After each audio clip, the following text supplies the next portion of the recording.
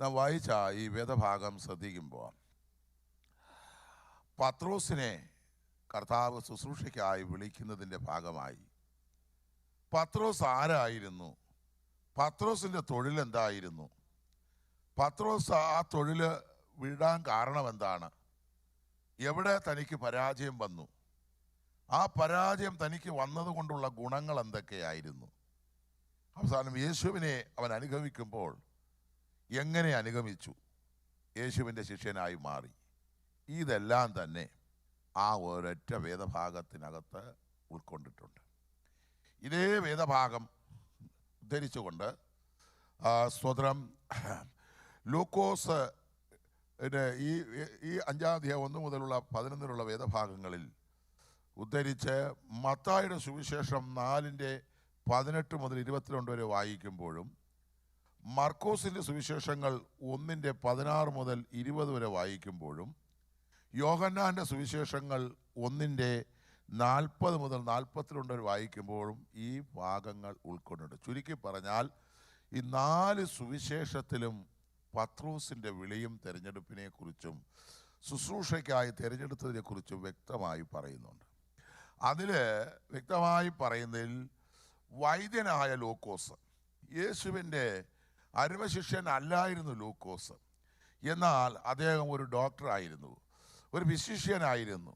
ആ വ്യക്തിക്കും കർത്താവിൻ്റെ സുവിശേഷം എഴുതാനുള്ള ഭാഗ്യം ഉണ്ടായി. ആ എഴുതപ്പെട്ട സുവിശേഷത്തിൽ താൻ എങ്ങനെ എഴുതിയെന്ന് ചോദിച്ചാൽ മത്തായിയിൽ നിന്ന് പഠിച്ചതും മർക്കോസിൽ നിന്ന് പഠിച്ചതും യോഹന്നാനിൽ നിന്ന് പഠിച്ചതും സർവശക്തിയിൽ നിന്ന് പഠിച്ചതുമായി എഴുതപ്പെട്ടതായിട്ടുള്ള ഈ സുവിശേഷത്തിൽ സ്തോത്രം അതുകൊണ്ട് അദ്ദേഹം മറ്റു സുവിശേഷങ്ങളെല്ലാം ഇതിനകത്ത് കോട്ട് ചെയ്തിട്ടുണ്ട്. സ്തോത്രം. അപ്പോൾ ഇവിടെ നാം വായിക്കുമ്പോൾ കാണാൻ കഴിയുന്നത് യേശു ഗന്നസരത്ത് തടാകത്തിൻ്റെ കരയിൽ നിൽക്കുന്നു എന്ന് ലൂക്കോസിൽ വായിക്കുമ്പം മത്തായിയിലും മർക്കോസിലും വായിക്കുന്നത് യേശു ഗലീല കടൽപ്പുറത്ത് നിൽക്കുമ്പോഴെന്നുള്ളതാണ്. അതൊന്നുകൂടെ വായിച്ച് സഹായിക്കാമോ ആ ഭാഗങ്ങൾ? മത്തായിയുടെ സുവിശേഷം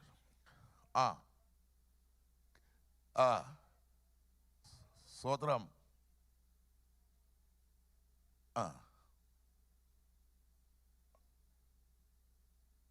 അടുത്തത് നാം മർക്കോസിൽ വായിക്കുന്നു 1:16 മുതൽ 20 വായിക്കുമ്പോഴും അതിൻ്റെ ആരംഭത്തിൽ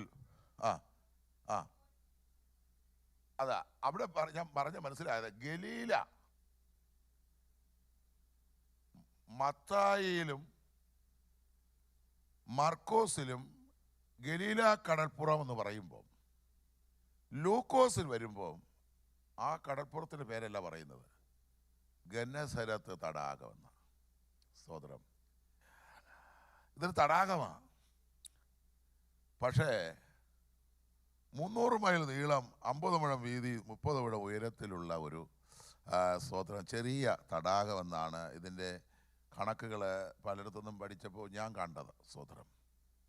ഒരു ചെറിയ അത്ര ചെറിയതല്ലെങ്കിൽ നമുക്കിവിടെ ലേക്കുകൾ, ധാരാളം ലേക്കുകൾ കാണുന്ന പോലെ ഒരു ലേക്കായിരുന്നു. പക്ഷേ ഇത് സുവിശേഷത്തിൽ വരുമ്പോൾ മത്തായി പറയുന്നു ഗലീല കടൽപ്പുറം, മർക്കോസ് പറയുന്നു ഗലീല കടൽപ്പുറം, എന്നാൽ ലൂക്കോസ് പറയുന്നു ഗന്നസരത്ത് തടാകം. അപ്പോൾ ഇതിന് പല പേരുണ്ട്. തിബിരിയാസ് എന്നുണ്ട്, ഗലീല എന്നുണ്ട്, ഗന്നസരത്ത് എന്നുണ്ട്. ഇത് 3 പേരിലും അറിയപ്പെടുന്നത് ഒരു കടൽ. ചില വ്യക്തികൾക്ക് ചിലപ്പോൾ 4-5 പേര് കാണും. സൈമനെന്നും സോമനെന്നും പിന്നെ ലൂക്കോസ് എന്നും ചാക്കോച്ചൻ, ഒരാൾ തന്നെയാണ് ഇതെല്ലാം എന്ന് പറഞ്ഞതുപോലെ ദൈവസന്നിധിയിൽ ഈ വചനം പരിശോധിക്കുമ്പോൾ സ്വതന്ത്രം ഈ 3 പേരിൽ അറിയപ്പെടുന്ന ഒരു കടൽ. ആ കടലിൻ്റെ തീരത്ത് അവിടെ ലൂക്കോസിൽ വായിക്കുന്നത് യേശു വന്ന് നിന്നതായിട്ടാണ് വായിക്കുന്നത്. കർത്താവിനെ അവിടെ കൊണ്ടുവന്നത് ആരാ? പിതാവായ ദൈവമാണ്. യേശുവിനെ പിതാവായ ദൈവം അയക്കാത്തിടത്തൊന്നും കർത്താവ് പോയിട്ടില്ലെന്ന് വായിക്കുന്നു. കർത്താവിനാൽ ആകർഷിക്കപ്പെടാത്ത ആർക്കും അതേ പിതാവിൻ്റെ അരികിൽ എത്തുകയില്ലെന്നും പറയുന്നുണ്ട്. പിതാവിനാൽ ആകർഷിക്കപ്പെട്ടവർക്ക് യേശുവിൻ്റെ അരികിൽ വരാൻ പറ്റൂ. യേശുവിനാൽ ആകർഷിക്കപ്പെട്ടെങ്കിൽ മാത്രമേ പിതാവിൻ്റെ അരികിലും പിതാവിൻ്റെ രാജ്യത്തും ചെല്ലാൻ പറ്റൂ. എന്നാൽ ഇവിടെ വായിക്കുമ്പോൾ സ്തോത്രം, ഈ ഗന്നസരത്ത് തടാകം അതിൻ്റെ കരയിലേക്ക് കർത്താവിനെ കൊണ്ടുവന്ന് നിർത്തിയത് പിതാവായ ദൈവമാണ്. അവിടെ പിതാവായ ദൈവത്തിന് യേശുവിനെ കൊണ്ടൊരു പ്രവൃത്തി ചെയ്യിക്കാനുള്ള ആഗ്രഹമുണ്ട്. യേശു ലോകത്തിൽ വന്നപ്പോൾ പിതാവായ ദൈവം പ്രവാചകന്മാരിൽ കൂടെ പറഞ്ഞില്ല, പത്രോസ്, യോഹന്നാൻ, യാക്കോബൊക്കെ യേശുവിൻ്റെ ശിഷ്യന്മാരായിരിക്കുമെന്ന് പ്രവചന ഭാഗങ്ങളിലില്ല. പക്ഷേ നാം വായിക്കുമ്പോൾ സോദരം, ഉൽപ്പത്തി പുസ്തകം 12-ാം അധ്യായം അതിൻ്റെ 1 മുതൽ ഒന്ന് വായിച്ച് സഹായിക്കാമോ? Genesis chapter 12 verse 1. ആ ആ ആ ആ പ്രൈസ് ദി ലോർഡ്. അവിടെ വായിക്കുമ്പോൾ സ്തോത്രം, പിതാവായ ദൈവം അബ്രാഹാമിനോട് പറയുകയാണ്, നീ ദേശം വിടണം, നിന്റെ ബന്ധുക്കളെ വിടണം, നിന്റെ പിതൃഭവനം വിടണം, ഇതെല്ലാം വിട്ടു പുറപ്പെട്ട് ഞാൻ നിന്നെ കാണിപ്പാനിരിക്കുന്ന ദേശത്തേക്ക് പോകാം. ആ സ്ഥലത്തിന് പേരില്ല. സ്തോത്രം.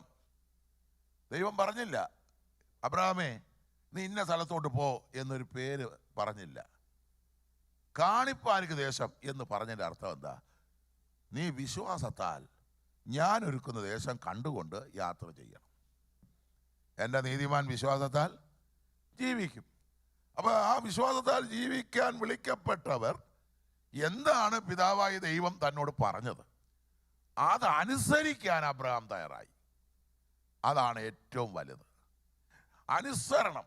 അനുസരിക്കുന്നത് യാഗത്തെക്കാളും ശ്രദ്ധിക്കുന്നത് മുട്ടാടുകളുടെ മേധസ്സിനേക്കാളും നല്ലത്. സ്വത്രം. ഇന്ന് ഇത് രണ്ടുമാണ് പലയിടത്തും ഇല്ലാതെ പോകുന്നത്. അനുസരിക്കുക, ശ്രദ്ധിക്കുക. പലരും സഭയിൽ വരുന്നുണ്ട്, യോഗം കഴിയുമ്പോൾ ചോദിക്കും, ഇന്ന് വന്ന ഗസ്റ്റ് ഭാഷ ഏത് വചനം എടുത്തത്? എനിക്കറിയത്തില്ല. സ്തോത്രം. വരാതിരിക്കുന്നവർ ചോദിക്കും, നീ ഇന്ന് പോയിട്ട് ഇന്ന് വന്ന ഭാഷ ഏത് വചനം എടുത്തത്? ആടിനെ വെട്ടുന്നെന്ന് ആരുമൊക്കെ പറഞ്ഞു, അതേ ഞാൻ കേട്ടുള്ളൂ. സ്തോത്രം. വേറെ ഒന്നും കേട്ടില്ല. ആ വാക്യം യഥാർത്ഥത്തിൽ ചിലരോട് ശുശ്രൂഷ കഴിഞ്ഞിട്ട് പ്രാർത്ഥിക്കാൻ പറഞ്ഞാൽ ആ ശുശ്രൂഷ ഒരു ദൈവദാസ ശുശ്രൂഷിച്ചിട്ട് ഇരിക്കുമ്പോൾ പ്രാർത്ഥിക്കാൻ പറയുന്ന വ്യക്തി പ്രാർത്ഥിക്കേണ്ടത് വേറെ ഒന്നുമല്ല, അന്ന് കേട്ട തിരുവചനത്തിൽ നിന്ന് ഗ്രഹിച്ച ദൂതാണ് ആ പ്രാർത്ഥനയിൽ വരേണ്ടത്. സ്തോത്രം. ചിലർ പ്രാർത്ഥിക്കുന്നതായിട്ട് അന്ന് വന്ന ദൂതൊന്നും അതിനകത്ത് വരത്തില്ല. അവർ വന്ന ദൈവദാസനെ അനുഗ്രഹിക്കണം, നല്ല കാര്യമാണ്, അതങ്ങനെ കേട്ടല്ലോ. സ്തോത്രം. അപ്പോൾ ആ പ്രാർത്ഥനയിൽ വന്ന ആൾക്ക് ഒത്തിരി അനുഗ്രഹം കിട്ടും. സ്തോത്രം. വന്ന് അങ്ങനെ തീർന്നു. സ്തോത്രം. അതല്ല എൻ്റെ ചർച്ച. ഒരു പുതിയ ചർച്ച, ഞാൻ ഹിന്ദുക്കൾ ഹൈന്ദവരുടെ ഇടയിൽ പ്രവർത്തിക്കുന്ന ഒരാളാണ്. സ്തോത്രം. അവിടെ ഈ കർത്താവിന് ശുശ്രൂഷ എന്നെയാൽ ജനിപ്പിച്ച ആത്മാക്കളാണ് ദൈവം എനിക്ക് തന്നിരിക്കുന്നത്. പക്ഷെ ഞാൻ എൻ്റെ ചർച്ചിലെ വിശ്വാസികളെ പഠിപ്പിക്കുമ്പോൾ ഏത് ദൈവദാസനും ദൈവം ഇവിടെ അയച്ച് വന്ന് ശുശ്രൂഷിക്കുന്നു, അവരെന്താണ് പ്രസംഗിച്ചിട്ട് പോകുന്നത്, അവരവിടെ ശുശ്രൂഷ കഴിഞ്ഞവിടെ ഇരിക്കുമ്പോൾ നിങ്ങൾ അതിൽ നിന്ന് എന്താണ് ഗ്രഹിച്ചത്, ആ ഗ്രഹിച്ചതൊക്കെ അവിടെ അദ്ദേഹം കൂടെ കേൾക്കണം സർവശക്തിന് മുമ്പിൽ പ്രാർത്ഥിക്കുമ്പോൾ. അപ്പോൾ പല പാസ്റ്റേഴ്സും എൻ്റെ കൈ തന്നിട്ട് പറഞ്ഞിട്ടുണ്ട്, നിങ്ങളുടെ സഭയിലെ വിശ്വാസികൾക്ക് നല്ല ജ്ഞാനമുണ്ട്. എന്താ കാര്യം? ഞാൻ എന്ത് പറഞ്ഞു, ഞാൻ എന്ത് പറഞ്ഞില്ല, ഞാൻ പറയാത്തതും കൂടെ ഞാൻ പറഞ്ഞതും കൂടെ ചേർത്ത് പ്രാർത്ഥിച്ച മിടുക്കർ ഇവിടെ ഉണ്ടല്ലോ. ആരാ അവര്? സ്വതന്ത്രം. എല്ലാം നായേഴ്സിൽ നിന്നും ഈഴവായസിൽ നിന്നും നാടാരിൽ നിന്നും ഒക്കെ വന്ന വിശ്വാസികളാണ്. പക്ഷേ അവര് ഗ്രഹിക്കാൻ ഞാൻ പറഞ്ഞിട്ടുണ്ട്, ഈ ചിലർക്കുണ്ട് ഇങ്ങനെ ഈ ശുശ്രൂഷാണെന്നുണ്ടെങ്കിൽ ചിലരങ്ങ് ബാത്റൂമിൽ പോക്കളയും, ചിലർ അവിടെ നാലേക്കും, അല്ലെങ്കിൽ അടുത്തിരിക്കുന്ന ആളുടെ കാതിൽ കടിച്ചുകൊണ്ടിരിക്കും, അല്ലെങ്കിൽ ചിലർ കൊച്ചുങ്ങളെ ഉണ്ടാക്കി കൊച്ചിനെ എടുത്തുകൊണ്ട് ഒറ്റ ഓട്ടം ഓടും. ചിലർക്ക് വല്ലതും കഴിക്കണമെന്ന് തോന്നിയാൽ അവർ അതും കൊണ്ട് ഇറങ്ങി ഓടും. ഈ യോഗത്തിനിടയ്ക്ക് ഇതൊക്കെ നടക്കുന്നത്. സ്വത്രം. അതുകൊണ്ട് എന്ത് ചെയ്യുന്നില്ല, അത് അവരെ ഒന്നും ഗ്രഹിക്കുന്നില്ല. എന്നാൽ നമ്മൾ സ്വത്രം, ഞാൻ എൻ്റെ ചർച്ചയിൽ പറഞ്ഞിട്ടുണ്ട്, ഇവിടെ ശുശ്രൂഷ നടക്കുമ്പം ചുമ്മാ അങ്ങോട്ടും ഇങ്ങോട്ടും ഇറങ്ങി നടക്കുന്നത്. നിങ്ങളെപ്പോലെ ഞാനും അങ്ങ് ബാത്റൂമിൽ പോയാൽ എന്തായിരിക്കും സ്ഥിതി? പ്രസംഗ പീഠത്തിൽ നിന്ന് ഇറങ്ങി ഞാനും അങ്ങോട്ട് പോവുക, അങ്ങോട്ടും ഇങ്ങോട്ടും ഞാനും കിഴക്കോട്ട് തെക്കോട്ട് നടക്കുക. അതുകൊണ്ട് ഇത് പറ്റത്തില്ല. അതുകൊണ്ട് എൻ്റെ ചർച്ചയിൽ ആര് ദൈവദാസം ഒരു കുറ്റം പറയാൻ ഇടയാകത്തില്ല. അവർക്ക് സന്തോഷം, ഒരെണ്ണം അനങ്ങത്തില്ല. സ്തോത്രം. Price the Lord. ഹല്ലേലൂയ. അത് ശ്രദ്ധിച്ചത് കൊണ്ടാണ് ഞാൻ പറയും, ഇന്ന ആൾ പ്രാർത്ഥിക്കട്ടെ എന്ന് പറയുമ്പം അവിടെ ശുശ്രൂഷിച്ച കാര്യങ്ങൾ വചനവും എല്ലാം ഈ പുള്ളി അങ്ങ് പ്രാർത്ഥനയിൽ വരും. സ്തോത്രം. അതുകൊണ്ട് എനിക്ക് കുറച്ച് ആത്മാക്കളെ തന്നിട്ടുള്ളൂ. പക്ഷേ ആരും പാപത്തിൽ വീഴാതെ ജീവിക്കുന്നുണ്ട്. കാരണം പാപത്തിൽ വീഴാൻ പറ്റിയ സ്ഥലമാണ് അവിടെ എല്ലാം. ആരിയ്ക്കുന്നു? ക്രിസ്ത്യൻസ് എന്ന് പറയുന്ന ആരെ നോക്കി പഠിക്കാൻ ആരുമില്ല. കർത്താവിനെ നോക്കി പഠിച്ചതല്ലാതെ ആരുമില്ല അവർക്ക്. പക്ഷേ അവർ താമസിച്ച സമൂഹം മുഴുവനും മദ്യപാനികളെ കൊണ്ടും വെറിയന്മാരെ കൊണ്ടും പേക്കുത്തു പിടിച്ചവരെ കൊണ്ടും ഒക്കെ ചുറ്റിനും കിടക്കുന്നവരുടെ ഇടയിലാണ് ഇവർ കിടക്കുന്നത്. പക്ഷേ അവർ ദൈവസഭയിൽ വരുമ്പോൾ ആ വന്നതിൻ്റെ പ്രയോജനം അവർക്കുണ്ടായിക്കൊണ്ടേ അവർ പോകത്തുള്ളൂ. സ്തോത്രം. ഹല്ലേലൂയ. ദിവസനിധിയിൽ അതാ ദൈവം ആഗ്രഹിക്കുന്നത്. നമ്മളിൽ നിന്ന് ദൈവം അത് ആഗ്രഹിക്കുന്നു. ഇവിടെ കണ്ടോ, സ്തോത്രം. വായിച്ചത് അവിടെ നിർത്തുമ്പോൾ അബ്രഹാമിനെ പറഞ്ഞതെന്തുവാ അത് അബ്രഹാം അനുസരിച്ചു. പോകാൻ അബ്രഹാം തിരിച്ചു ചോദിച്ചില്ല, കർത്താവേ ആ കാണിപ്രദേശം ഏതാണ്? ആഫ്രിക്കയാണോ, അമേരിക്കയാണോ, ഇംഗ്ലണ്ടാണോ, അതോ ന്യൂസിലാൻഡാണോ, ഓസ്ട്രേലിയ? ഒന്നും അബ്രഹാം ചോദിച്ചില്ല. അബ്രഹാമിനോട് എന്തു പറഞ്ഞു? നീ ദേശം വിടണം, ദേശത്തു നിന്നുള്ള വിളി. പിതൃഭവനം വിടണം, വീട്ടിൽ നിന്നുള്ള വിളി. ബന്ധുക്കളെ വിടണം, ബന്ധുക്കാരുടെ നിന്നുള്ള വിളി. ഈ 3 തരത്തിലുള്ള വിളി അബ്രഹാമിൻ്റെ മേൽ വന്നു. ആ വിളിയിൽ അബ്രഹാം ചോദ്യം ചെയ്തില്ല, സംശയിച്ചില്ല. തനിക്കുള്ളതെല്ലാം വിട്ട് താൻ ഇറങ്ങിത്തിരിച്ചു. സ്തോത്രം. ഇത് തന്നെയാണ് ഈ വേദഭാഗത്തിലും പത്രോസിന്റെ ജീവിതത്തിലും കടന്നു വരുന്നത്. അബ്രഹാം ഇറങ്ങിത്തിരിച്ചു. അബ്രഹാമിന് ഒത്തിരി വിപത്തുകൾ വന്നു. വിളിക്കാത്തവനും കൂടെ അബ്രഹാമിനോട് ഇറങ്ങിത്തിരിച്ചു. അതുകൊണ്ട് അബ്രഹാമിന് കിട്ടിയതെല്ലാം ഈ വിളിക്കാതെ ഇറങ്ങിയവൻ തട്ടിയെടുത്തു. പക്ഷേ അബ്രഹാം അതെല്ലാം വിട്ടുകൊടുത്തു. കാര്യം എന്താ? എടുത്തോ, PT ഉഷ ഓടുന്നതിനേക്കാളും ഓട്ടം നീ നാളെ ഓടുമെന്ന് എനിക്കറിയാം. അതുകൊണ്ട് അബ്രഹാം പറഞ്ഞു എടുത്തോളാൻ പറഞ്ഞു, എല്ലാം എടുത്തോളാൻ പറഞ്ഞു. ഹല്ലേലൂയ. സ്തോത്രം. ഈ എടുത്തതിന്മേൽ ഇയാൾക്ക് അതും കൊണ്ട് അവിടെ ഇരിക്കാൻ പറ്റും. സ്വന്തം ഭാര്യ വരെ കളഞ്ഞിട്ട് ഓടേണ്ടി വന്ന അവസ്ഥയാണ് ലോകത്തിലുണ്ടായത്. നമ്മളവിടെ ചിലപ്പോൾ കാണാൻ ലോകത്തച്ഛ അവിടെ ഇരിപ്പുണ്ട്.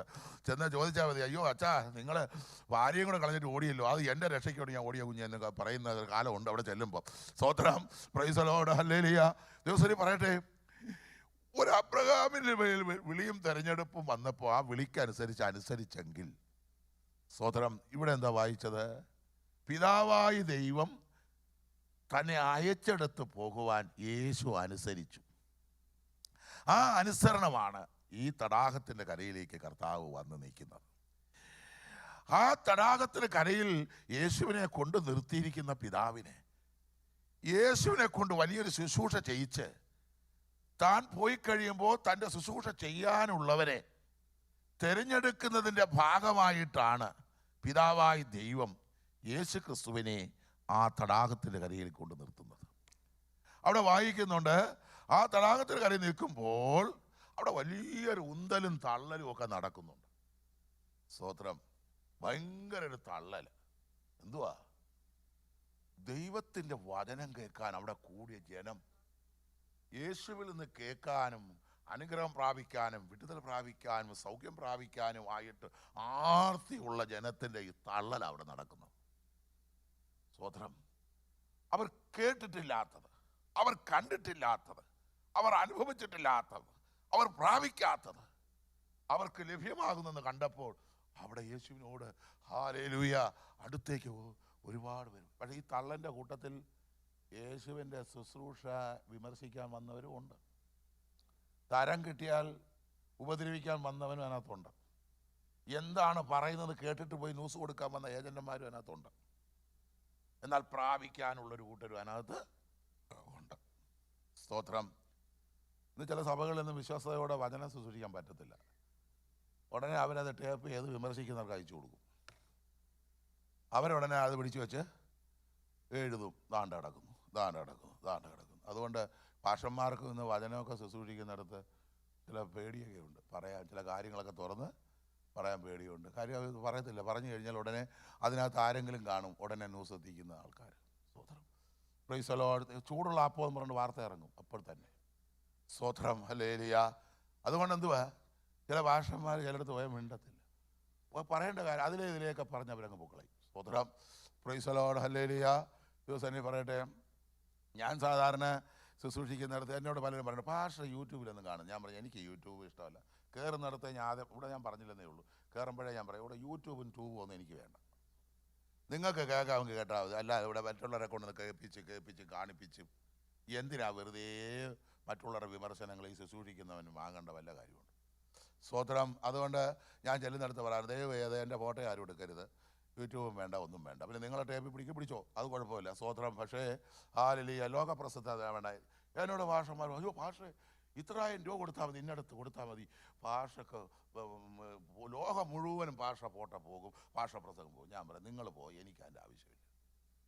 എന്നെ കർത്താവ് ഉപയോഗിക്കുന്നിടത്ത് എന്നെ ഉപയോഗിക്കും, അതിൻ്റെ ആവശ്യം എനിക്കുള്ളൂ. സ്തോത്രം. അല്ലാതെ എനിക്ക് കുറെ പണം കൊടുത്ത് കുറെ പ്രസിദ്ധി നേടേണ്ട കാര്യം എനിക്കില്ല. ദൈവദിനമേ പറയട്ടെ, കർത്താവിൻ്റെ സന്നിധിയിൽ യേശു ലോകത്തിൽ വന്നത് ലോകപ്രസിദ്ധിക്ക് വേണ്ടിയല്ല, ലോകത്തിൻ്റെ നന്മയ്ക്കും ലോകത്തിൽ നിന്ന് നമ്മെ തിരഞ്ഞെടുക്കേണ്ടതിന് അവൻ ലോകത്തിലേക്ക് വന്നതാണ്. ആ വന്നതായ നമ്മിൽ അവൻ പ്രസാദിച്ച് അവൻ ജീവിക്കുന്ന ദൈവം, നമ്മുടെ ശരീരമാകുന്ന ദേവാലയം, യേശു വസിക്കുന്ന മന്ദിരമാണ്. ആ മന്ദിരം ശുദ്ധീകരിക്കുന്നതിന് തൻ്റെ മന്ദിരത്തെ തകർക്കാനായി ലോകത്തിൽ വന്നത്. ആ മന്ദിരം തകർത്ത് തൻ്റെ മന്ദിരങ്ങളെ ശുദ്ധീകരിക്കുമ്പോൾ തന്നെ ആ ശുദ്ധീകരണ ശുശ്രൂഷ ഭൂലോകത്തിലൊക്കെയും പോയി ചെയ്യുവാൻ ഒരു കൂട്ടം ശിഷ്യന്മാരെ തനിക്ക് ആവശ്യമെന്ന് കണ്ടിട്ട് കർത്താവായ ദൈവം യേശുവിനെ ആ ഗലീല കടൽത്തീരത്തേക്ക് കൊണ്ടുവന്നു. സ്തോത്രം. അവിടെ വായിക്കുന്നു, ഹാലലിയ, പുരുഷാരം ദൈവവചനം കേൾക്കേണ്ടതിന് അവനെ തിക്കിക്കൊണ്ടിരുന്നു. സ്തോത്രം. ഒരു തിക്കും തിരക്കും. ഇതിനകത്ത് രോഗികളുണ്ട്, വേദനയോടെ വന്നിരിക്കുന്നവരുണ്ട്, പല ആവശ്യങ്ങളോടെ വന്നിരിക്കുന്നവരുണ്ട്. യേശുവിൻ്റെ ലാവണ്യവാക്ക് കേട്ടപ്പോൾ രോഗികൾ സൗഖ്യമായി. പലർക്കും ആത്മശക്തിയും സാന്നിധ്യവും ഉണ്ടാകാൻ തുടങ്ങി.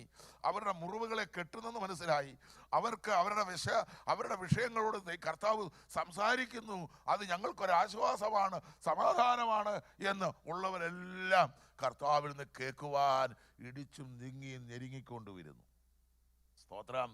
അപ്പോൾ തന്നെ അങ്ങനെ തിക്കിക്കൊണ്ടിരിക്കുമ്പോൾ തന്നെ കർത്താവ് അവിടെ വായിക്കുന്നു, അപ്പോൾ 2 പടക് കരയ്ക്കടുത്ത് നിൽക്കുന്നത് അവൻ കണ്ടു. യേശുവിന് അവിടെ നിന്നൊരു മാറ്റം ആഗ്രഹിച്ചു.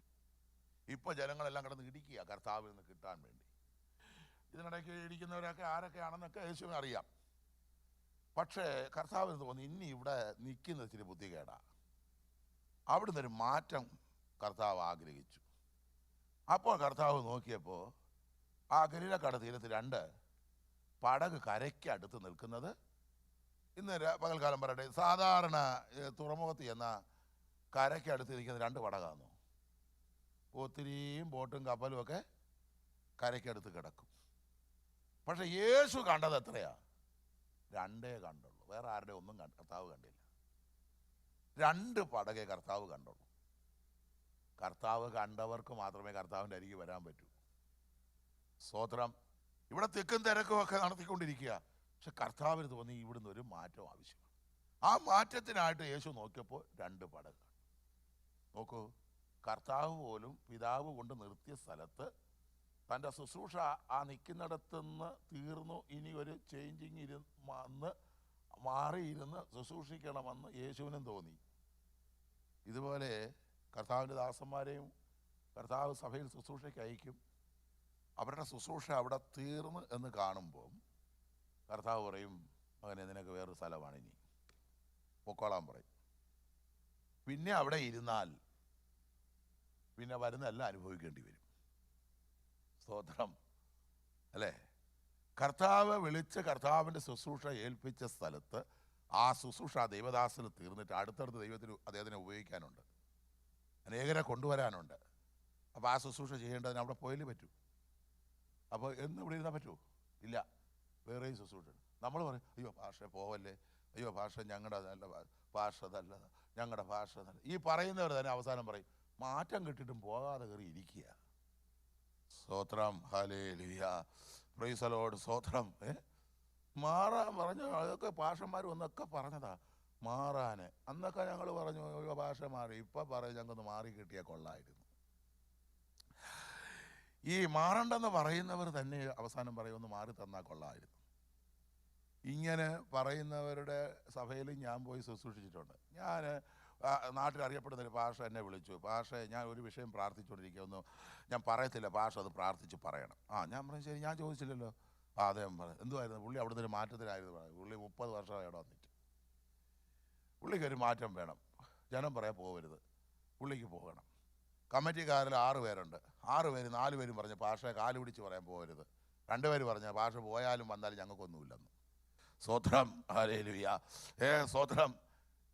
പ്രാർത്ഥന ചെയ്യാൽമോ പറഞ്ഞു കഴിഞ്ഞ വർഷം നിന്നോട് ഇവിടുന്ന് പോകാൻ പറഞ്ഞതാ. സ്തോത്രം. നീ പിന്നെയും ചില ചക്കരവാക്കും കേട്ടിരുന്നതാ. ഈ പ്രാവശ്യം ഇവിടെ ഇനി പറ്റി പിടിച്ചിരുന്നാൽ ഇച്ചിരി വിഷമിച്ചേ നീ പോവും. സ്തോത്രം. അത് കേട്ടോ പുള്ളി വേർത്ത് പുള്ളി പെട്ടെന്ന് തുടച്ചു പുള്ളി. കഴിഞ്ഞ പ്രാവശ്യം വന്ന് ശക്തമായൊരു ദൂത് അദ്ദേഹത്തിന് പറഞ്ഞൊരു ദേവദാസനുണ്ട് കേരളത്തിൽ. പോകണം, പോയില്ലെങ്കിൽ വിവരം അറിയുമെന്ന്. സ്തോത്രം. അത് ദൈവാത്മാവ് എന്നിൽ കൂടെയും സൂചിപ്പിച്ചു. അപ്പോൾ അദ്ദേഹം പറഞ്ഞു ഈ ഒരു കൺഫർമേഷൻ കിട്ടാൻ വേണ്ടിയാണ് ഞാൻ പാർഷ വരുത്തിയത്, ഞങ്ങൾ ഇപ്പോഴേ പോകാൻ തയ്യാറാന്ന് പറഞ്ഞു. അദ്ദേഹം ഇവിടുന്ന് മാറിപ്പോയി.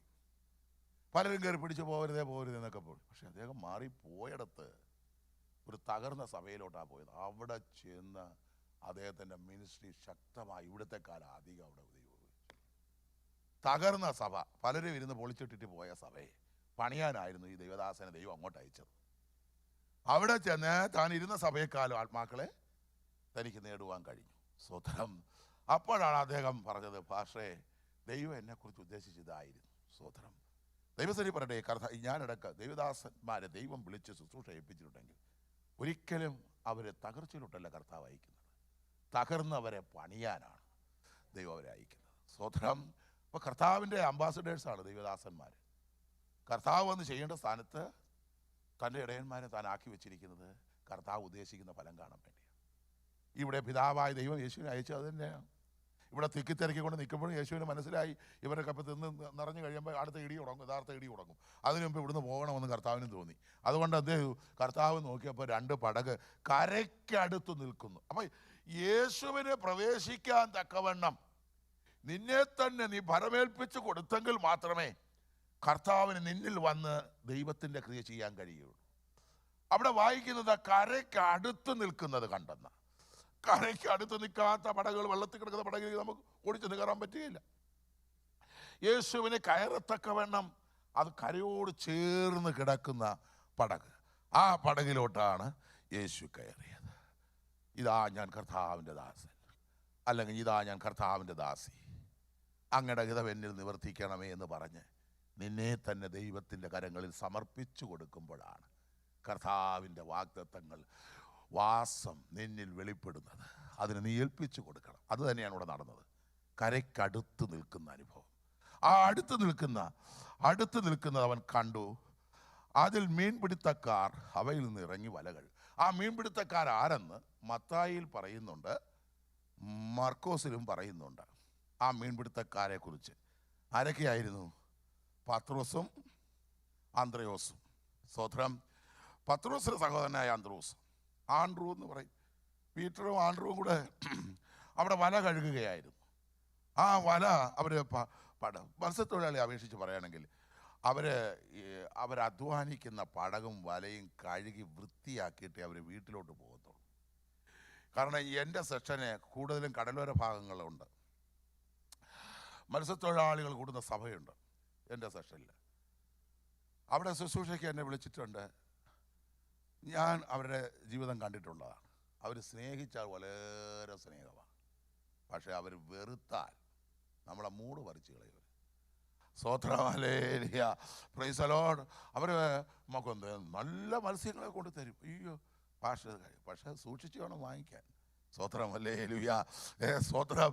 ചില ഭാഷന്മാർക്ക് അങ്ങോട്ട് ഈ കടത്തീരത്ത് ഉള്ള സഭയിലോട്ട് പോകാൻ ആഗ്രഹം. എന്താ കാര്യം? നല്ല മീൻ കിട്ടുമെന്നും പറഞ്ഞ് അങ്ങോട്ട് ചെല്ലും. അവസാനം തിന്ന മീനെല്ലാം അവർ സർത്തിപ്പിച്ചിട്ടേ സ്ഥലമാറ്റത്തിൽ വിടത്തുള്ളൂ. Hallelujah, praise the Lord. സ്തോത്രം. ഞാൻ ആ സെക്ഷനെ ചുമതല ഇരുന്നുകൊണ്ട് ഒത്തിരി ഭാഷന്മാർ അവിടെ നിന്ന് വിഷമിച്ച് പോയ ചരിത്രം എനിക്ക് അറിയാവുന്നതുകൊണ്ടാണ് ഞാനിത് പറയുന്നത്. കതു വരെ ചവിട്ടി പൊളിച്ച ആൾക്കാരുണ്ട്. പാഴ്സേജനെ കതു ചവിട്ടി പൊളിച്ച. സ്തോത്രം. ഞങ്ങളുടെ പോലെ ഒരു പാഷില്ലം പറഞ്ഞിട്ട് അലുവ വാങ്ങിച്ചുകൊണ്ട് കൊടുത്തവരുണ്ട്, ലഡു വാങ്ങിച്ചുകൊണ്ട് കൊടുത്തവരുണ്ട്, വലിയ സ്രാവ് പോലത്തെ മീൻ കൊണ്ട് കൊടുത്തു. ഇവരൊക്കെ ആയിരുന്നു അവസാനം ആ പാഷ അവിടുന്ന് ഓടിക്കാൻ വേണ്ടി ആവുന്ന കച്ച കെട്ടിയത്. അതുകൊണ്ട് ഈ ലോകത്തിലുള്ളതിൽ ഒന്നിലും ആശ്രയിക്കേണ്ട. ഇന്ന് എ എന്ന് പറയുന്ന ആൾ കുറച്ച് കഴിഞ്ഞാൽ എ അല്ല പറഞ്ഞാൽ ബി എന്ന് പറഞ്ഞു കളയും. സ്വത്രം. അതാണ് ഈ ലോകം. Price the Lord, hallelujah. നമ്മൾ വിളിച്ചവനിൽ മാത്രം ആശ്രയിച്ചുകൊണ്ടാൽ മതി. സ്തോത്രം. ആ കർത്താവ് വാക്കുമാറ്റി പറയത്തില്ല. അവൻ ഊവെന്ന് പറഞ്ഞാൽ ഊവെന്നും ഇല്ല എന്ന് പറഞ്ഞാൽ ഇല്ലെന്നും. സ്തോത്രം. അവിടെ ഹല്ലേലൂയ നോക്കൂ, ആ കഴുകിക്കൊണ്ടിരുന്ന പടകിലോട്ട് ശീമോനുള്ളതായ ഒന്നിൽ അവൻ കയറി. അപ്പൊ യേശു ആ പടകിൽ ചെല്ലുമെന്ന് ശീമോൻ അറിഞ്ഞില്ല. പക്ഷേ യേശു ആ പടകിൽ കയറുന്നതിന് മുമ്പ് പിതാവായ ദൈവം ശീമോനെ കൊണ്ട് യേശുവിനെ കയറ്റത്തക്കവണ്ണം ആ പടക് വൃത്തിയാക്കുകയായിരുന്നു. ഇന്ന് പകൽക്കാലം ദൈവങ്ങളെ ഞാൻ പറയുന്നു, നമ്മൾ പരിശുദ്ധാത്മാവിലും അന്യഭാഷയിലൊക്കെ ആരാധിക്കുന്നവരാണ്. പക്ഷെ ഈ പടകിനകത്ത് യേശു ഉണ്ടോ? സ്തോത്രം, ഹല്ലേലൂയ. ഈ പടകിനകത്ത് യേശുവിനെ ദുഃഖിപ്പിക്കുന്നത് എന്തെങ്കിലും വച്ചുകൊണ്ടിരിക്കുന്നുണ്ടോ? ഈ ശരീരമാകുന്ന പടകിൽ യേശു പ്രവേശിച്ചു പോയല്ലോ എന്ന് ഓർത്ത് ആത്മാവ് ദുഃഖിക്കുന്നുണ്ടോ? യേശു ഈ പടകിൽ ഇരുത്തിയോ അതോ നിൽക്കുകയാണോ? ചില വ്യക്തികൾ വീട്ടിൽ വരുമ്പോൾ നമ്മൾ ഇരിക്കാൻ പറയാതെ അവരെ നിർത്തിയിരുന്ന കുറച്ച് ഒരു കാലം കഴിയുമ്പോൾ ഞങ്ങൾ പോകാമെന്ന് പറഞ്ഞ് ഇറങ്ങിപ്പോവും. പക്ഷേ നമ്മളൊരു വീട്ടിൽ ഒരു ഗസ്റ്റ് വരുമ്പോൾ ആ ഇരിക്കാൻ പറയുമ്പോൾ അവരിയ്ക്കും. ഇരുന്ന് കഴിഞ്ഞാൽ പെട്ടെന്ന് പോകത്തില്ല. പോവോ? ഇല്ല. അതുകൊണ്ട് നിർത്താതെ ഇരുത്തേണ്ടവരെ ഇരുത്തേണ്ടടുത്ത് ഇരുത്തത്തക്കവണ്ണം ആ ഇരിപ്പ് കസേരയൊക്കെ നല്ല വൃത്തിയായിരിക്കണം. നാട്ടിൽ ഞാൻ ഈ മീറ്റിങ്ങിൽ ചെല്ലുമ്പോൾ പാസ്റ്റർ എന്നെ കൊണ്ട് ചില വീടുകളിൽ പ്രാർത്ഥിക്കാൻ പോകും. എന്നെ വിളിക്കുന്ന പാസ്റ്റർ ചർച്ചിലെ മീറ്റിംഗ് കഴിയുമ്പോൾ വിശ്വാസമുള്ള ഈ പാസ്റ്റർ എൻ്റെ വീട്ടിലോട്ട് കൊണ്ടുവരണേ, ഒന്ന് പ്രാർത്ഥിക്കാൻ പാസ്റ്റർ ഒന്ന് കൊണ്ടുവരണേ എന്ന് പറയും. അപ്പോൾ പാസ്റ്റർ എന്ത് ചെയ്യും? എന്നെ കൊണ്ട് ചെല്ലും. ഒരു വീട്ടിൽ ചെന്നപ്പോൾ കഥ തുറക്കുന്നില്ല. പാസ്റ്റർ അവരോട് സമയം പറഞ്ഞു 2:30 വരുമെന്ന്. കൃത്യം 2:30 അവിടെ ചെന്നു. കഥ തുറക്കുന്നില്ല. പാസ്റ്റർ വിളിച്ചിട്ടും കുറച്ച് കഴിഞ്ഞപ്പോൾ ഇവരുടെ ഉറങ്ങായിരുന്നു. സ്വത്രം. ഇവരറിഞ്ഞില്ല. ഇവർ സമയം പറഞ്ഞിട്ട് ഇവർ അറിഞ്ഞില്ല. ഓടി അയ്യോ ഭാഷ തന്നെ ഗസ്റ്റ് ഭാഷയും കൊണ്ട് വന്നിരിക്കുന്നു. പെട്ടെന്ന് തുറക്കടിയെന്ന് പറഞ്ഞു ഭർത്താവ് വരുന്നു. ഭാര്യയെ വിളിച്ച് എഴുപ്പിച്ച് 2 തവണ കൂടെ ബോധമില്ലാതെ കിടക്കയിൽ നിന്ന് ഇറങ്ങി ഓടുകയായിരുന്നു. ഓടി വന്ന് എന്തായിരുന്നാലും സ്വത്രം പെട്ടെന്ന് ഇപ്പം ഭാര്യ ഉടനെ അച്ഛനോട് പറഞ്ഞു തുറക്കല്ലേ തുറക്കല്ലേ തുറക്കല്ലേ, ഇതൊന്ന് വൃത്തിയാക്കിക്കോട്ടി. കസേര വന്ന് കസേര പെട്ടെന്ന് അവിടെ സെറ്റിയൊക്കെ കാണും. സെറ്റിയിലൊക്കെ എന്തുവാ വിരിപ്പൊക്കെ എടുത്ത് നേരെ വിരിച്ച് എന്നിട്ട് പറഞ്ഞു നീ തുറക്കാൻ പറഞ്ഞു. അതുവരെ ഞാനും ഭാഷയോടെ വന്നു.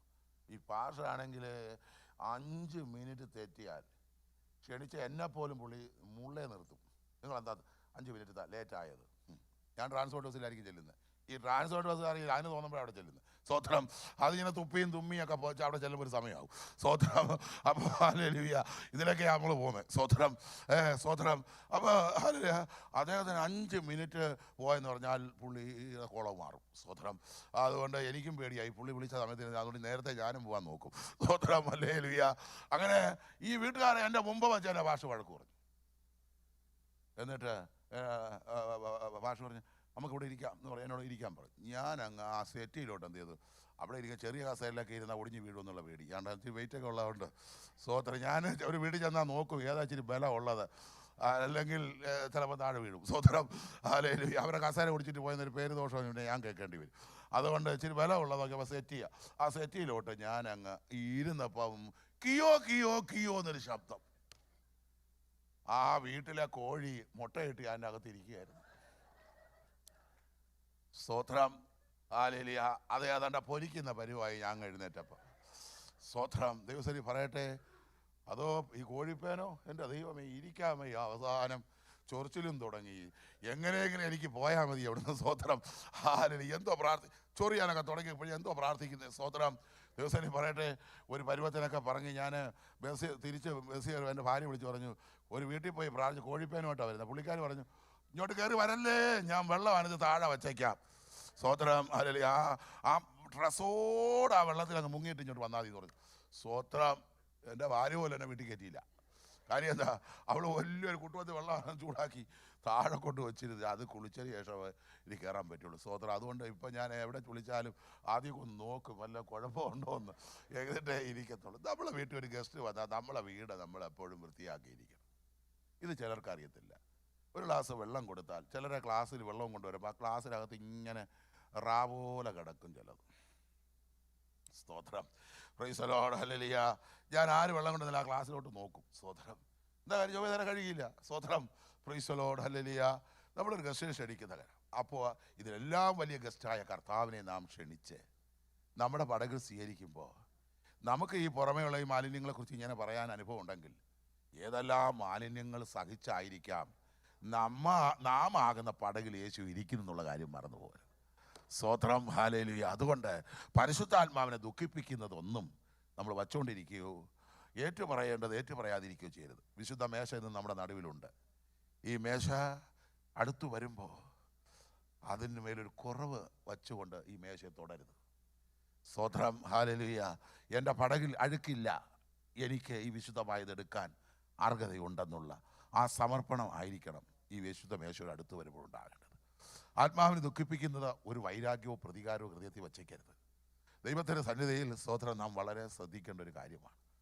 ചിലരോട് മിണ്ടത്തില്ല, വൈരാഗ്യത്തോടെയൊക്കെ പ്രവർത്തിക്കുന്നുണ്ട്. നോക്കൂ, ഞാൻ എൻ്റെ സമയം പോകുന്നു. സ്തോത്രം, അങ്ങനെ പടകിൽ മാലിന്യങ്ങൾ വെച്ച് ദൈവ ആത്മാവിനെ ദുഃഖിപ്പിക്കുന്ന അവസ്ഥ ഉണ്ടാകാതെ ഏറ്റുപറഞ്ഞ് തൻ്റെ ലംഘനങ്ങളെ മറച്ചു വയ്ക്കുന്നവന് ശുഭം വരികയില്ല, ഏറ്റുപറയുന്നവന് കരുണ ലഭിക്കും. സ്തോത്രം, ഹല്ലേലൂയ. അവിടുന്ന് സ്തോത്രം നോക്കൂ, ആ പടകൾ ശീമോനെ ഒന്നിൽ അവൻ കയറി അല്പം നീക്കണമെന്ന് അവനോട് അപേക്ഷിച്ചു, റിക്വസ്റ്റ് ചെയ്തു കർത്താവ്.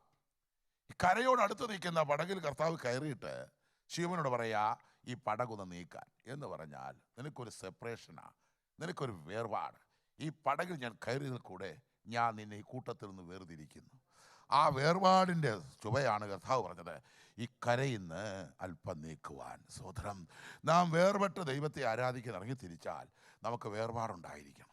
സ്തോത്രം, നമ്മുടെ കുടുംബത്തിൽ ചിലപ്പോൾ ചിലർ രക്ഷിക്കപ്പെട്ടില്ലെന്നിരിക്കും. ഇന്നലെ ഞാൻ എൻ്റെ സാക്ഷ്യം പറഞ്ഞല്ലോ, എൻ്റെ വീട്ടിൽ ഓണവും സംക്രാന്തിയും ഒക്കെ ഇഷ്ടം പോലെ ഉണ്ടായിരുന്നു. പക്ഷെ അന്നൊക്കെ ഞാൻ ഉപവസിച്ച് പ്രാർത്ഥിച്ച് അതിൽ നിന്നെല്ലാം മാറി നിൽക്കുമായിരുന്നു.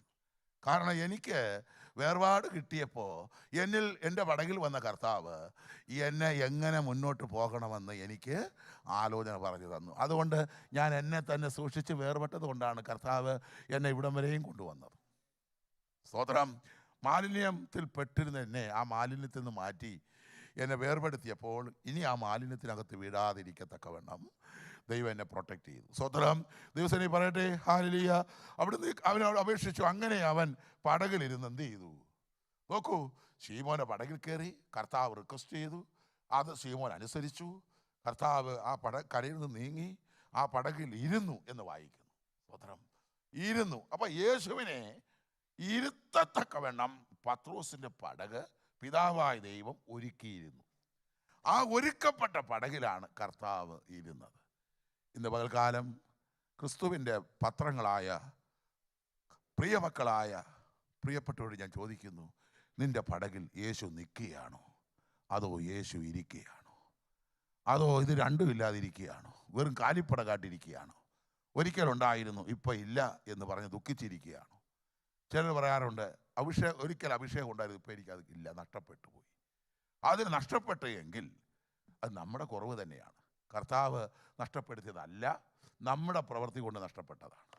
പക്ഷെ പലപ്പോഴും നാം നമ്മുടെ തെറ്റുകളെ കാണാറില്ല, മറ്റുള്ളവരുടെ തെറ്റുകളെയാണ് നമ്മൾ കാണുന്നത്. നമ്മളെ ഒന്ന് കണ്ട് കുറവുണ്ട് എന്ന് മനസ്സിലാക്കി ഏറ്റു പറയാൻ തയ്യാറെടുക്കുക. സ്തോത്രം, ഒരു മിനിറ്റ് കൂടെ എൻ്റെ മുന്നിലുള്ളൂ. സ്തോത്രം, നോക്കൂ, ആ മീൻപിടുത്തത്തിന് ഹല്ലേലൂയ സ്തോത്രം അവിടെ ഉപദേശിച്ച് കഴിഞ്ഞപ്പോൾ സ്തോത്രം ശീമോനോട് ആഴത്തിലേക്ക് നീക്കി മീൻപിടുത്തത്തിന് വലയുറക്കുവിനെന്ന് യേശു പറഞ്ഞു. സ്തോത്രം, നോക്കൂ, ഉപദേശം കഴിഞ്ഞു. പത്രോസിന്റെ പടകിൽ യേശു കയറി റിക്വസ്റ്റ് ചെയ്തു, പത്രോസ് അനുസരിച്ചു. ആ പത്രോസിന്റെ പടകിൽ യേശു ഇരുന്നിട്ട് സ്തോത്രം അവിടെ കരയിൽ നിന്ന് ജനത്തോട് ഉപദേശിച്ചു. യേശു നമ്മിൽ വന്നാൽ ഈ രക്ഷയെക്കുറിച്ച് നമ്മൾ മറ്റുള്ളവരോട് പറയും. നമ്മളിരിക്കുന്ന കർത്താവ് നമ്മെ കൊണ്ട് മറ്റുള്ളവരോട് പറയിപ്പിക്കും. എത്ര പ്രഗത്ഭനായിരുന്നാലും അവൻ്റെ മുമ്പിൽ യേശുവിനെ കുറിച്ച് രണ്ട് വാക്കുകളും പറയാതിരിക്കത്തില്ല. സ്തോത്രം, പറയുന്നെങ്കിൽ യേശു നമ്മുടെ പടകിൽ ഉണ്ടെന്നുള്ളതാണ്. പത്രോസ് ആകുന്ന പടകിൽ യേശു ഇരുന്ന് കരയിൽ നിന്ന് ജനത്തെ ഉപദേശിച്ച് കഴിഞ്ഞപ്പോൾ കർത്താവ് തോന്നി ഇനി അവൻ്റെ പടകിൽ കയറിയുടെ കൂലി കൊടുക്കണം. അതിനായിട്ട് കർത്താവ് പറഞ്ഞൊരു വാക്കാണ്, ശീമോനെ ആഴത്തിലേക്ക് നീക്കി മീൻപിടുത്തത്തിന് വലയിറക്കുവിൻ. ഒരു മത്സ്യത്തൊഴിലാളിയെ കർത്താവ് പഠിപ്പിക്കുക. ആരാ? ആശാരികുലത്തിൽ ജനിച്ച കുലശ്രേഷ്ഠതയെ കുലമഹിമയെ കുലഹീനമായി തിരഞ്ഞെടുത്തവൻ, തടിപ്പണി അറിയാവുന്നവൻ, ഒരു മത്സ്യത്തൊഴിലാളി